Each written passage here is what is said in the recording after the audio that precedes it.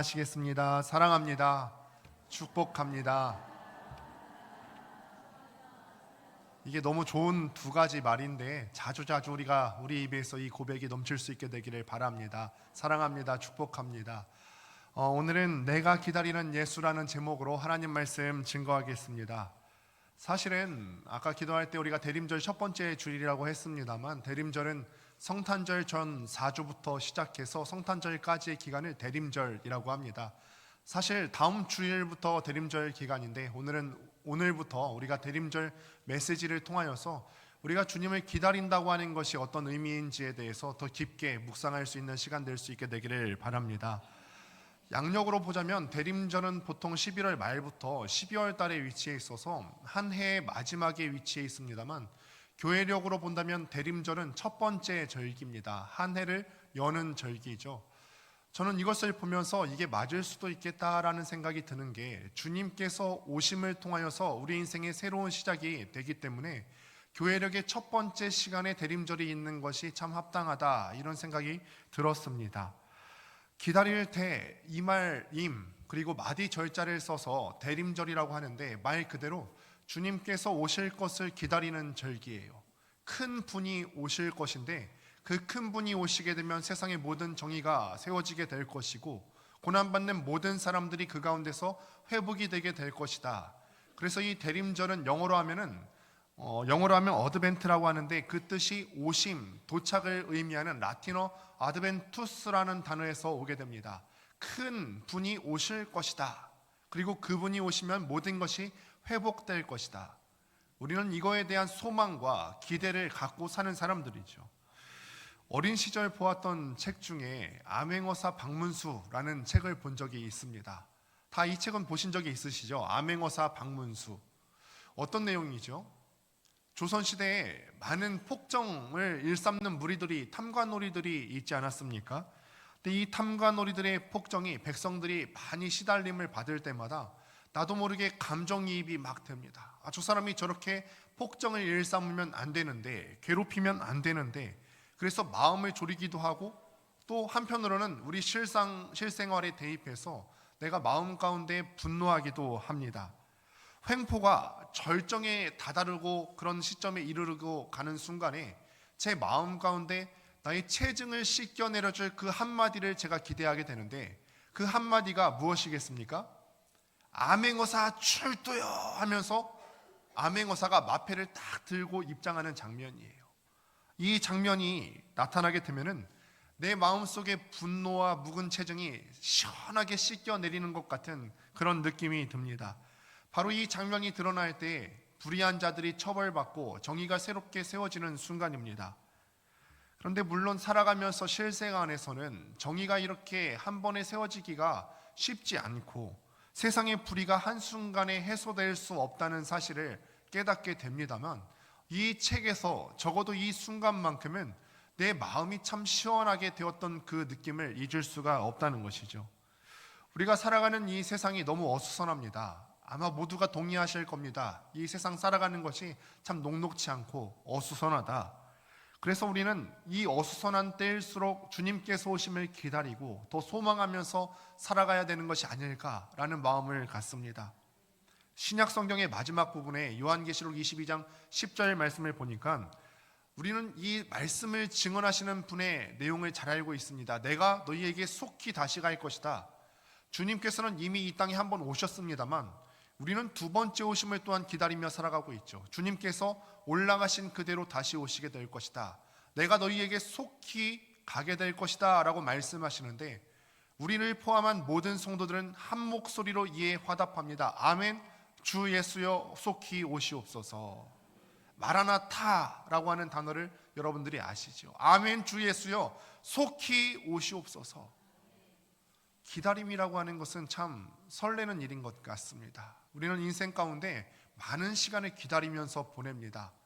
우리가 추록을 기다리기도 하고요, 군대에 가면 전역하는 날짜를 기다리기도 하고, 사랑하는 사람이 다시 한번 만날 것을 고대하며 기다림으로 나아가는데, 바로 이 대림절 기간도 우리가 기다리는 순간이고, 또 우리가 설레임으로 맞이해야 되는 순간이라고 생각을 합니다.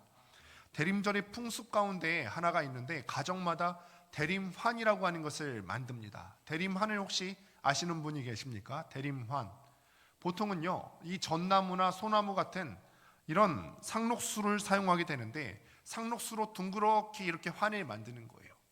근데 이 재료를 상록수로 만드는 까닭은 영원한 생명의 상징입니다.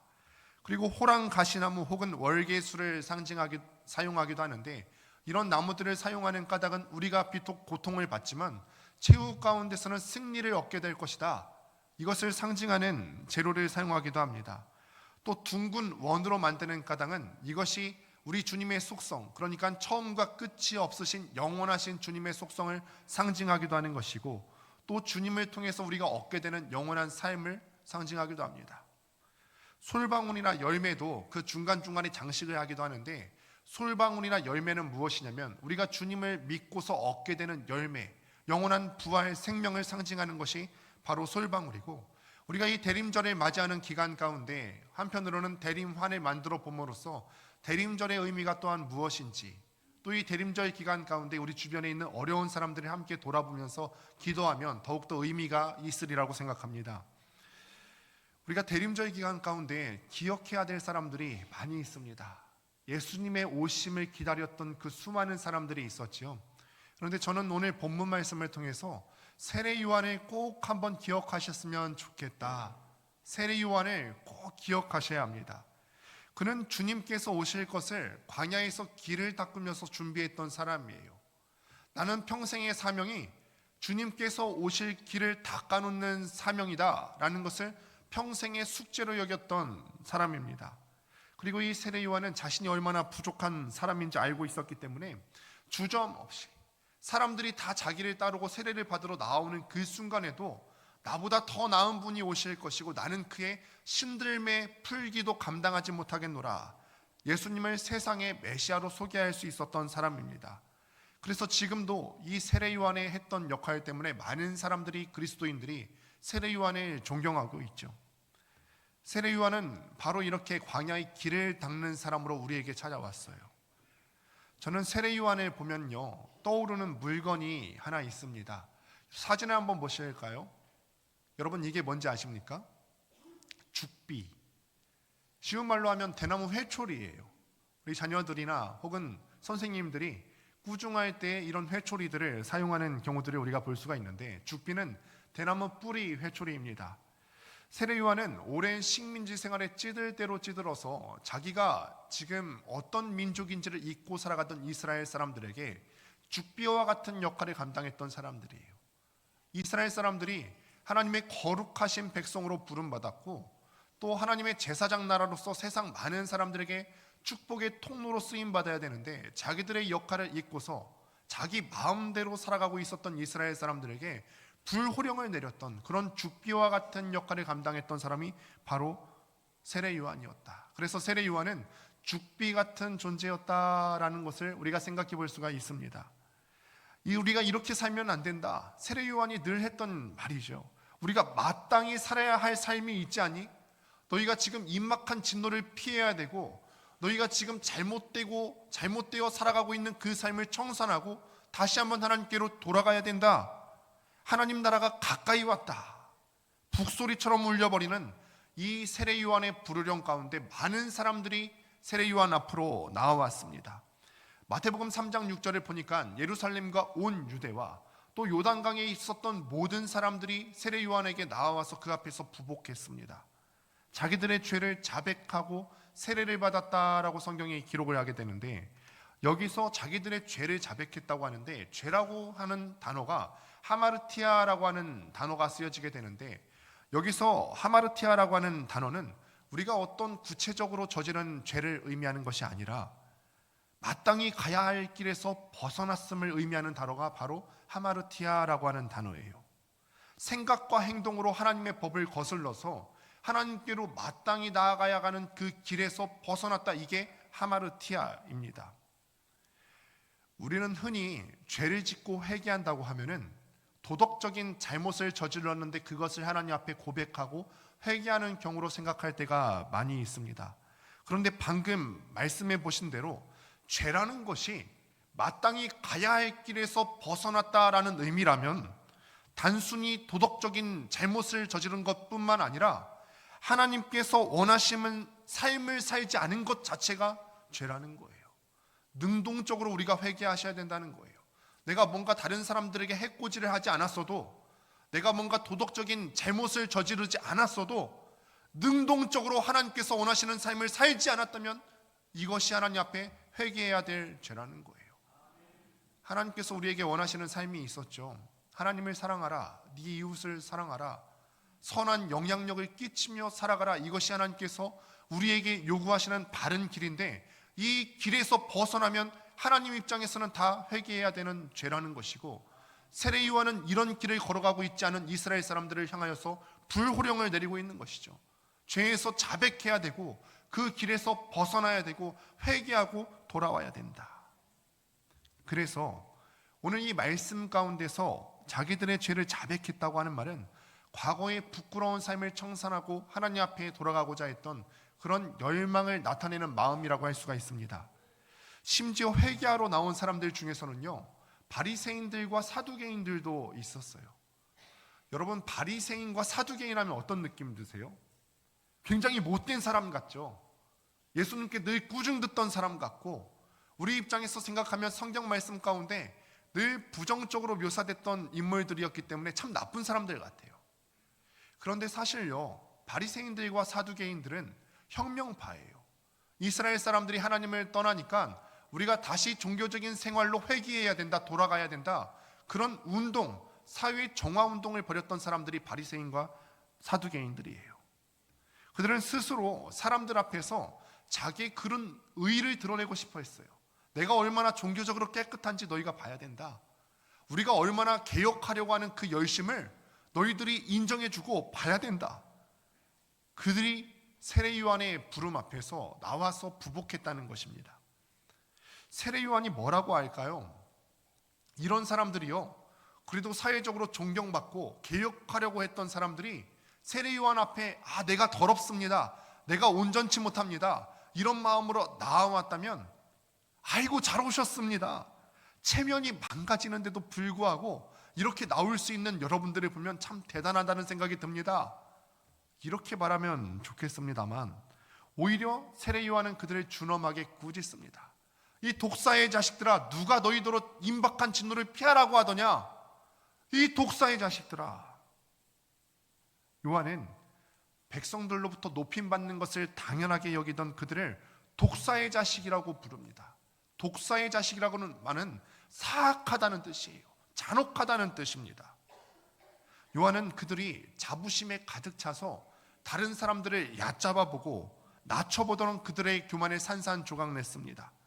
모두의 존중을 받았던 그들을 일컬어서 독사의 자식이라고 부를 때 그 말을 듣던 바리새인과 사두개인들의 마음이 어떠했겠습니까? 그들이 쓰고 있던 가면이 산산조각 나는 것 같은 아픔을 경험하지 않았겠습니까? 자기 마음대로 살면서, 자기 원하는 대로 살면서 오히려 거룩한 사람이라고 하는 옷까지 걸치려고 했었던 그들의 탐욕이 지금 세례요한 앞에서 산산조각 나고 있는 거예요. 그들에게 필요한 것이 과연 무엇일까요? 너는 정말로 아브라함의 자손이다, 너는 아브라함의 자손이라고 하는 타이틀에 걸맞은 아름다운 삶을 살고 있어, 이런 알량한 자부심이 아닙니다. 왜냐하면 하나님께서는 길가에 널린 돌들로도 아브라함의 자녀들로 삼으실 수 있는 능력이 있기 때문에 그렇습니다. 그들에게 필요한 것은요, 너는 정말로 대단한 사람이야, 너는 아브라함의 자손이라고 불릴 만한 자격을 갖고 있어, 이런 칭찬 듣는 것이 아니라 회개에 합당한 삶인 줄로 믿습니다. 회개에 합당한 삶이 정말로 그들에게 필요한 것이고, 오늘 이 시대를 살아가는 우리에게 정말로 필요한 것이죠. 회개에 합당한 삶이란 어떤 삶일까요? 세례요한은 이거에 대해서 여러 차례 얘기한 바가 있어요. 군인들은 강포한 삶을 살지 말 것이고, 세리들은 정한 것 이상을 받지 말 것이고, 옷을 2벌 가진 사람이 있다면 옷 없는 사람들에게 이것을 나눠주어라. 구체적인 그런 덕목뿐만 아니라 회개에 합당한 삶이란 어떤 삶이냐면, 내 옆에 있는 사람들을 바라보았을 때 나만 존귀한 사람이 아니라 내 옆에 있는 사람들도 하나님의 귀하게 창조하심을 입은 사람들이다, 그래서 내 옆에 있는 사람들을 존귀하게 여기는 것이 바로 회개에 합당한 삶의 시작인 줄로 믿습니다. 그리고 그들 가운데, 우리 가운데 고통받고 있는 사람들이 있을 때 이 사람의 아픔이 나와 무관하다고 여기지 않고, 옆에 있는 사람들이 고통받고 있어요, 그래도 나와 상관없지 이렇게 여기는 것이 아니라 그들의 아픔을 나의 아픔으로 여기는 것이 회개의 시작인 줄로 믿습니다. 여기서 한 걸음 더 나아간다면요, 내가 받을 수 있는 모든 특권과 안일함을 내려놓고 고통받는 사람을 위해서 기꺼이 나를 선물로 내어줄 수 있는 사람, 이런 사람이 바로 회개에 합당한 삶을 살아가는 사람이라고 할 수 있겠습니다. 오늘 여러분은 어떠십니까? 세례 요한이 다시 한번 우리에게 나타나서 불효령을 내린다면 이 불효령을 피할 자신이 있으세요? 우리가 정말로 회개에 합당한 삶을 살고 계십니까? 우리는 누군가를 혐오하거나 경멸하고 계시진 않으세요? 나의 이익을 위해서 누군가를 수단으로 삼고 계시지는 않으십니까? 우리도 세례 요한의 사자우 앞에서 엎드려서 부복할 수 있는 오늘 이 시간 될 수 있게 되기를 바랍니다. 이 이야기를 보면서 우리가 줄곧 드는 생각이 있습니다. 오늘 저를 포함해서 많은 목회자들이 세례 요한처럼 아주 뜨겁게 메시지를 전할 수 없다는 것이 바로 사실이 첫 번째고, 그렇게 선포하는 사람이 있다 할지라도 이 메시지를 나의 삶의 메시지로 받지 못하는 사람들이 많다는 것이 바로 두 번째라고 할 수가 있겠습니다. 왜 이럴까요? 왜 우리는 하나님의 말씀이 우리 가운데 선포되고 있음에도 불구하고 그 선포를 나의 메시지로 받지 못하고 있을까요? 우리는요, 하나님의 말씀이 들려오는데도 불구하고 계속해서 우리 삶 가운데 핑계를 만들어요. 여러 가지 핑계를 만든다는 거죠. 하나님께서 여러분들을 하나님 나라의 백성으로 계속해서 초청하고 계시는데 우리는 삶의 여러 가지 이유를 들어서 거절해요. 예수님께서 비유로 말씀하셨죠. 혼인잔치를 배설해 놓고 사람들을 초청하는데 사람들이 이 초청에 응합니까? 안 응합니까? 거절해요. 어떤 이유들로 거절했죠? 어떤 이유들로 거절했습니까? 나는 밭을 샀으니까 나가봐야 된다. 내가 지금 겨리소를 샀는데 그 소가 쟁기를 잘 매는지 일을 잘 하는지 내가 가서 좀 확인해 봐야 된다. 나는 지금 결혼했는데요, 가정을 돌봐야 되는데요, 여러 가지 이유들로 핑계를 대면서 이 혼인잔치를 배설한 주인의 초청에 거절합니다. 여러분 한번 생각해 보실까요? 이 거절한 사람들이요, 지금 무슨 도덕적인 큰 잘못을 했습니까? 조리수를 사서 점검하는 게 큰 잘못을 한 거예요? 결혼해서 가정 돌보는 게 큰 잘못을 한 겁니까? 아니에요. 이 사람들이 무슨 큰 잘못을 한 것이 아니에요. 이들은 그냥 일상을 살았어요. 그런데 그냥 일상을 산 이것이 문제가 될 수가 있다는 거예요. 이 초대 때문에 혼인잔치를 배설한 주인이 초대했을 때 내 일상적인 루틴을 깨기가 싫어서 이 혼인잔치의 초청을 거절했다는 것이죠. 어쩌면 우리도 계속해서 하나님의 초청을 거절하고 있는 줄 모릅니다. 하나님 아시잖아요. 제 직업 특성상 주일 성수를 할 수 없다는 거 하나님 아시죠? 이건 우리의 일상이거든요. 하나님 아시죠? 내 자녀가 지금 공부해야 돼서 학원 가야 되는 그런 상황 아시죠? 내 자녀들이 대학생 되면 그때가 여유가 있어질 것 같은데 그때 내 자녀에게 신앙생활을 권면해 볼게요. 이거 일상이에요. 도덕적인 잘못 아니에요. 하나님 제가 얼마나 피곤한지 아시죠? 직장 생활하고 우리 일반 직장 생활하는 사람들의 노고를 하나님께서 아시지 않습니까? 기도할 시간이 없어요. 도덕적인 잘못 아닌데요, 이게 일상인데 우리는 이런 식으로 하나님의 초청을 거절하고 있다고요. 사람들은요, 한계 상황에 처하고 어떤 고난과 고통의 상황 가운데 처하지 않으면은 하늘로부터 들려오는 그 소리에 민감하기가 어렵습니다. 고난과 고통을 좋아하는 사람은 아무도 없죠. 저도 고통받는 거 싫습니다. 그런데 때때로 원치 않는 고난이 나에게 닥쳐올 때 그것이 나에게 유익할 때가 있음을 여러분들도 아시리라 생각합니다. 고난이야말로 내 자아를 깨트리는 망치가 될 수 있기 때문에 그렇습니다. 내 힘으로 그전까지는 다 할 수 있을 줄 알았어요. 내가 잘 나가고 있을 때, 고난이 없을 때에는 내 힘으로 내가 노력하면 모든 것들이 다 할 수 있을 줄 알았어요. 그런데 고난이 닥쳐왔을 때 비로소 깨닫게 되는 거죠. 내가 할 수 있는 게 없구나. 하나님의 은혜가 아니면, 하나님의 도우심이 아니면은 내가 이 고통 하나도 해결할 수 없는 미약한 존재이구나. 그래서 하나님의 은혜가 없이는 살 수 없음을 발견해서 시편 기자는 119편 71절에서 이렇게 말씀합니다. 같이 한번 읽겠습니다. 시작. 고난당한 것이 내게 유익이라. 이로 말미암아 내가 주의 율례들을 배우게 되었나이다. 아멘. 고난이 없었더라면 내가 하나님을 잘 알 수 없었을 것이란 이야기입니다. 지금 혹시 여기 계신 분들 중에서도 인생의 광야를 지나고 계신 분들이 계십니까? 고난의 어둠 속에서 울고 있는 분들이 계세요. 어쩌면 그 고난 혹은 광야는 우리의 자아를 깨뜨리고 우리를 새로운 존재로 만들려는 하나님의 초청일 수도 있습니다. 제가 광야의 삶에 대해서 묵상하면서 말씀을 준비하면서 찬양 한 곡이 떠올라서 여러분들에게 함께 소개해 드리려고 합니다. 희지일의 광야를 지나며 라고 하는 찬양인데, 아마 들어보신 분도 계실 거고 생소하신 분도 계실 텐데 우리가 의미를 곱씹으면서 함께 찬양했으면 좋겠습니다. 함께 찬양하겠습니다. 왜 나를 깊은 어둠 속에 홀로 두시는지, 어두운 밤은 왜 그리 깊었는지, 나를 고독하게, 나를 낮아지게 세상 어디로도 지없게 하셨네. 광야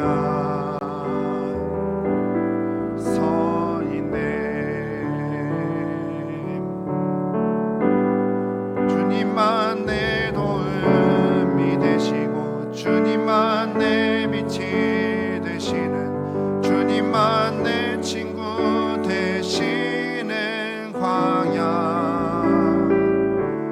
주님 손 놓고는 단 하루도 살 수 없는 곳 광야. 광야에 서 있네. 여기까지만 찬양하겠습니다. 이 가사가 정말 우리가 인생을 살아가는데 우린 신앙생활의 한 본질을 보여주고 있습니다.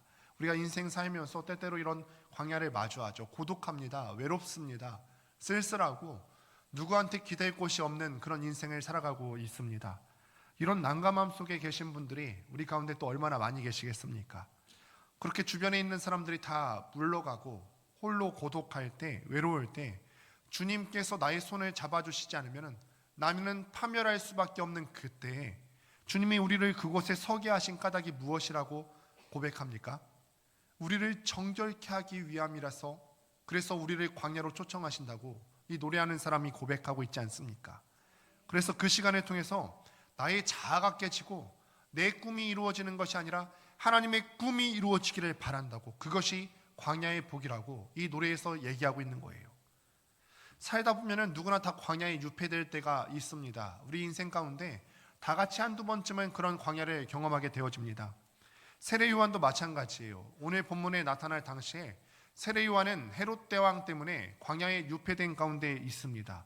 권력자의 비위를 건드렸기 때문에 체포되어서 갇힌 채 죽음을 기다리고 있어요. 세례 요한이 감옥에서 홀로 외로워요. 많이 외로웠을 겁니다. 사자우처럼 울리던 그의 목소리는 더 이상 사람들에게 가서 닿을 수가 없습니다. 왜냐하면 그의 가슴은 여전히 뜨거워서 외칠 수 있지만 그의 목소리를 들어줄 사람이 없기 때문에 그렇습니다. 그것이 그의 새로운 광야예요. 세례 요한의 입장에서 보았을 때 그는 죽는 것이 두렵지는 않았겠습니다만 자기의 사명이 멈춰지는 것이 두렵고 어려웠을 거예요.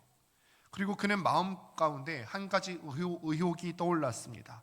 스멀스멀 의혹이 그의 마음을 파고들었는데, 그는 제자 둘을 예수님께서 보내어서 묻게 되는데, 오늘 본문 3절 말씀을 보니까 예수께 여짜오되 오실 그이가 당신이오이니까 우리가 다른 일을 기다리오리이까.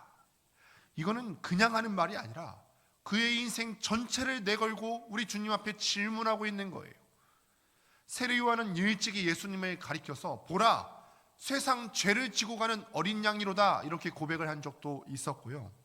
또 예수님에 비하면 나는 그분의 신들매로 풀기도 감당치 못하는 아주 미약한 사람이다 이렇게 고백을 한 적도 있었고, 예수님께로 자기의 제자들이 다 가고 있다는 소문을 들을지라도 그가 고백하기를 그는 흥하여야 되겠고 나는 쇠하여야 되리라 이렇게 말했던 것이 요한이에요.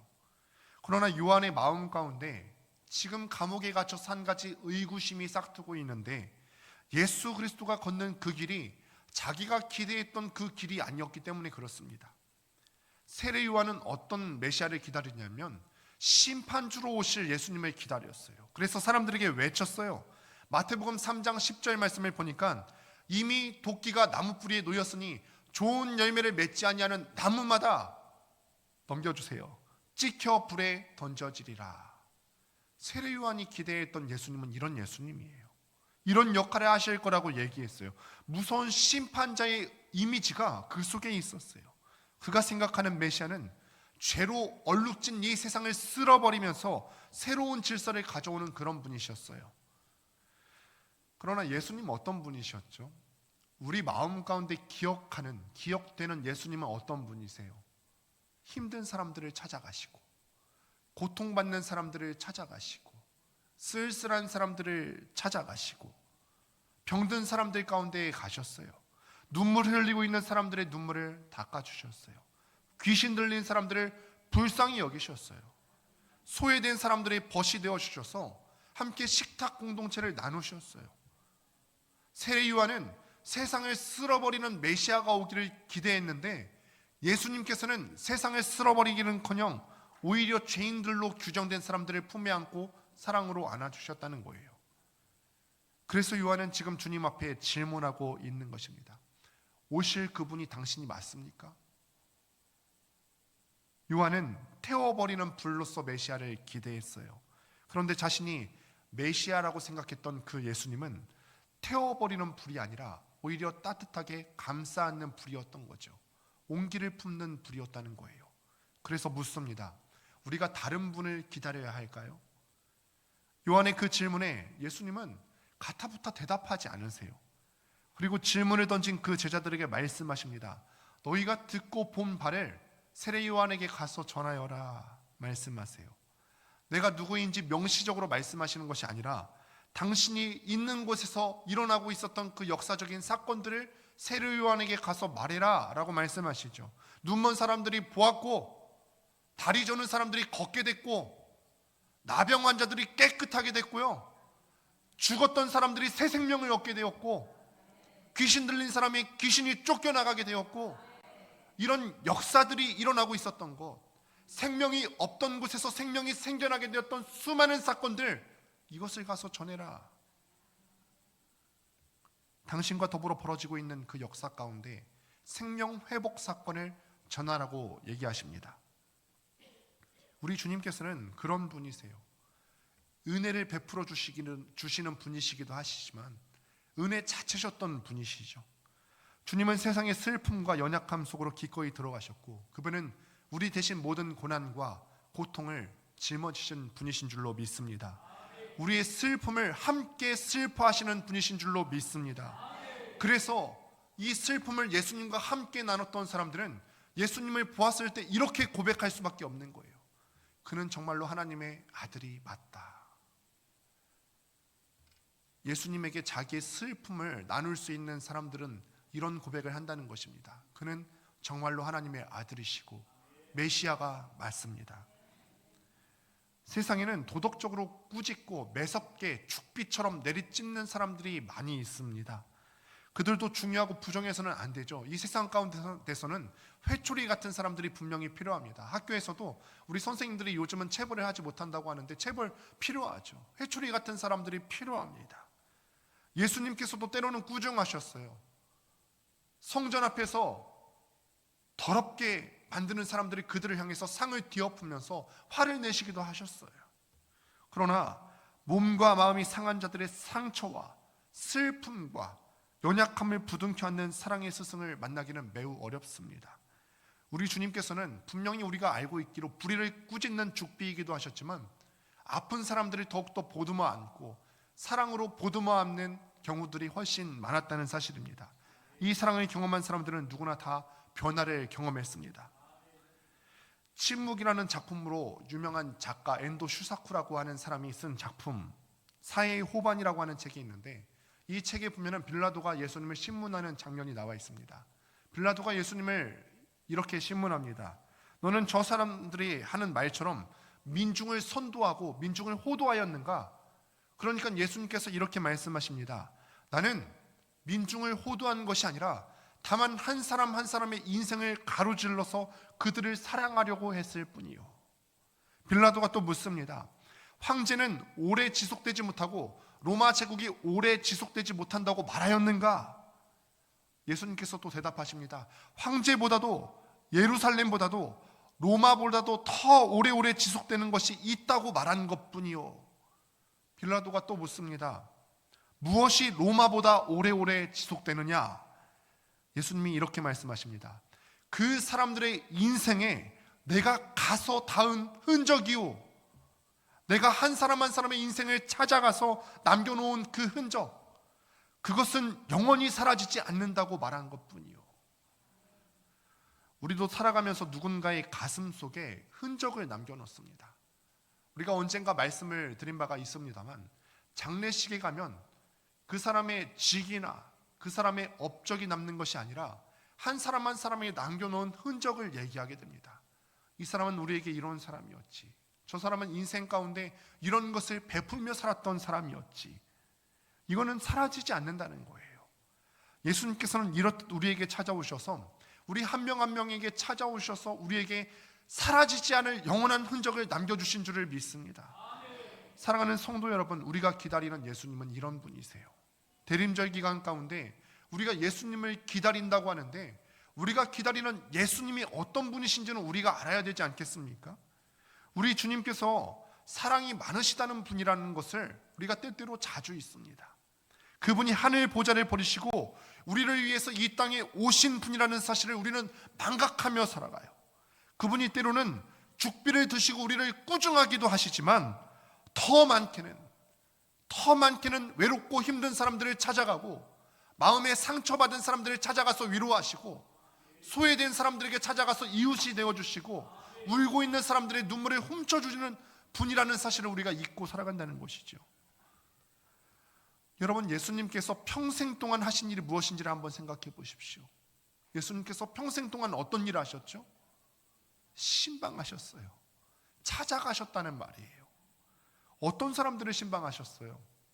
세리, 창기, 다른 사람들은 죄인이라고 멀리하는 그런 소외된 사람들을 예수님께서는 찾아가서 일으켜 주시고 회복시켜 주셨어요.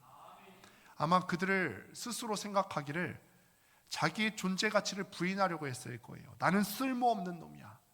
다른 사람들도 나를 더럽다고 아무도 가까이 하지 않는데, 나를 세리라고 창기라고, 나를 쓸모없는 놈이라고 아무도 나를 가까이 하려고 하지 않는데, 나는 내가 가치 있는 존재라고 생각하지 않아.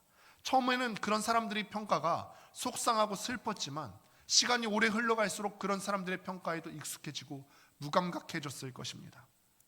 그런데 그런 자기의 삶 가운데 30대 초반의 젊은 청년이 찾아옵니다. 들리는 바에 의하면 이 청년은 병든 자도 고치시고 안진뱅이도 일으켜 세우시고 나병 환자도 깨끗게 하시고 죽은 자도 일으켜 세우신다더라. 그런 대단한 사람이 과연 나를 찾아줄까? 이렇게 생각하는 순간 그분이 나에게 찾아오셔서 말씀하십니다. 너는 촌기한 존재야. 너는 네가 생각하는 것처럼 가치 없는 존재가 아니야. 다른 사람들은 너를 쓸모없다고 말하고 너를 가치 없는 존재라고 얘기하지만 너는 그런 존재가 아니야. 내가 하나님께서 너를 창조하실 때부터 귀하게 여겼어. 예수께서 오신 것을 기다리는 대림절, 우리는 어떤 분을 기다리는 것인지 명확하게 알고 또 기다리고 묵상하고 설레는 순간이었으면 합니다. 때론 우리 인생이 아까 찬양했던 것처럼 광야를 걷습니다. 아무도 없는 것 같은 험난한 광야를 걷습니다. 힘들고 외롭고 고독합니다. 그런데 그런 우리 삶의 메마른 자리에 주님께서 찾아주신다는 것이지요. 그리고 우리가 홀로 있다고 생각할 때에도 주님께서는 우리 옆에 계셔서 우리에게 말씀하시는 것입니다. 너는 정말 가치 있는 존재다. 내가 너를 사랑한다. 그래서 포기하지 않고 너를 위해서 이 자리 가운데 찾아왔단다. 사랑하는 성도 여러분, 말씀을 맺습니다. 우리는 지금껏 수많은 성탄절을 지나왔습니다. 우리가 살아온 나이만큼 성탄절을 보내오면서 성탄절을 맞이할 때마다 이제는 식상하게 여길런지도 모르겠어요. 또 다가왔네. 또 뭔가 프로그램을 준비해야 될 것 같네. 굉장히 뭔가 의식처럼 그냥 치르는 경우들이 많이 있음을 우리가 보게 됩니다. 그러나 우리가 다시 한번 성탄절을 기다리면서 대림절을 보내는 기간 가운데 설레임으로 이 시간을 보냈으면 좋겠어요. 나를 위해서 찾아오신 그 예수님을 내가 사모합니다. 광야 같은 인생을 살고 있는 나의 인생 가운데 찾아오신 그 예수님을 내가 기다립니다. 예수님, 나의 삶 가운데 오셨습니다. 환영합니다. 우리가 그 예수님을 사모하고 기다렸으면 좋겠어요. 우리 주님께서는 이 땅에 찾아오셔서 여러분들 한 사람 한 사람의 인생을 만나주시는 분이신 줄로 믿습니다. 이것을 기억하시면서 때로는 아무도 찾아주지 않는 광야의 길을 걸어가고 있다 할지라도 그 삶의 자리에서 일어나셔서 다시 한번 힘을 내시고 소망을 품고 살게 되시기를 주님의 이름으로 축원합니다.